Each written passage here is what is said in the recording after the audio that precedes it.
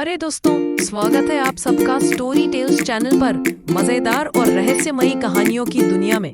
अगर आपको हमारी कहानियां पसंद आती है तो चैनल को जरूर सब्सक्राइब करें और वीडियो को अपने दोस्तों के साथ शेयर करें। आज की कहानी थोड़ी डरावनी और सस्पेंस से भरी है, तो मजा पूरा लेने के लिए अपने कमरे की लाइट्स बंद कर दीजिए और चलिए कहानी की रहस्यमयी दुनिया में खो जाते हैं।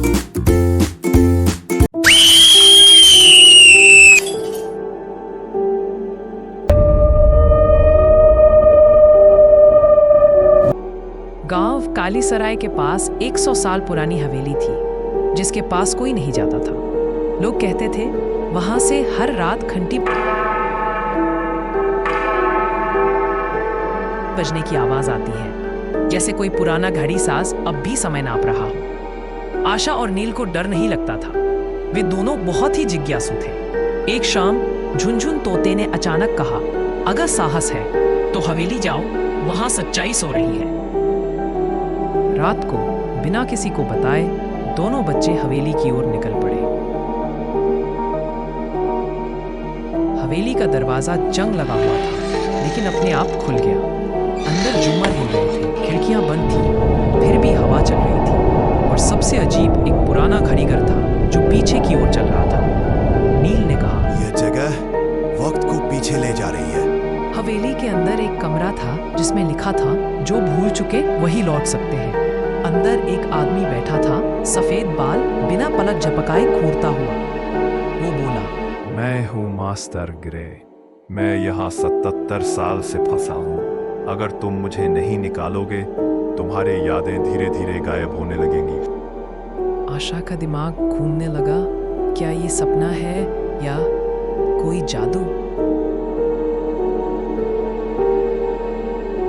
झुनझुन तोता असल में एक जादुई रक्षक था, जिसे हवेली की रक्षा के लिए सौंपा गया था। वो रात में बोल सकता था और उसे सब मालूम था। उसने बताया, मास्टर ग्रे ने समय की किताब चुरा ली थी और हवेली को एक भूल भुलैया बना दिया। जब तक वह किताब वापस न मिले, हर कोई यहाँ खो जाएगा। और उस किताब की रखवाली करती है परछाई। आशा और नील ने किताब ढूंढने की ठानी। हवेली में हर दरवाजा एक नया रास्ता था, जैसे कोई जादुई भूल भुलैया। लेकिन अचानक दीवारों से निकली काली धुंध और उसमें परछाई। उसने पूछा, तुम कौन हो जो वक्त को बदलना चाहते हो? आशा ने कहा, हम वही हैं जो सच को आजाद करना चाहते हैं। परछाई बोली, तो फिर अपनी सबसे प्यारी याद खो दो। आशा ने अपनी सबसे प्यारी याद दादी की गोद में सुनी कहानियां कुर्बान कर दी। परछाई गायब हो गई और उनके सामने आई समय की किताब। बच्चों ने किताब मास्टर ग्रे को दी, पर वो मुस्कुराया और कहा, अब समय तुम्हारा है।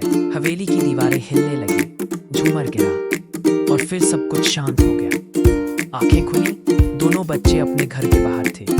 हवेली गायब थी और झुनझुन अब एक साधारण तोता था।